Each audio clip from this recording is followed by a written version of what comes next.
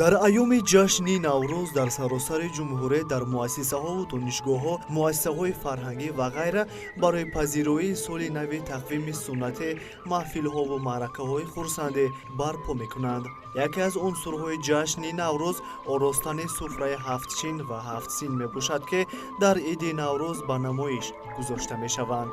оростани хуни наврӯзии ҳафтсин аз суннати бостонӣ ба шумор меравад. ба хуни ҳафтсин ҳафт анвои хӯрокӣ бо ҳарфи арабии син шурӯъшаванда гузошта мешавад, чунончи сабза, сир, себ, суманак, санҷид, сипанд ва сирко ниҳода мешаванд. тибқи ақидаҳои олимон ба хуни ҳафтчин ҳафт неъмате гузошта мешуданд, ки номи онҳо бо ҳарфи арабии шин оғоз мегарданд, яъне ҳафтчин.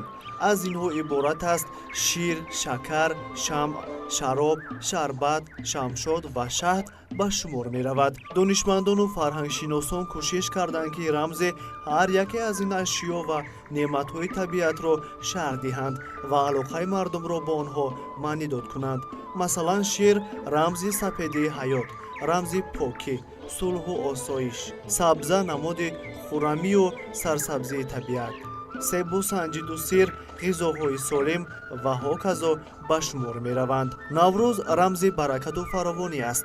бигзор ҳамеша хони мардум пур аз анвои хӯрданӣ бошад.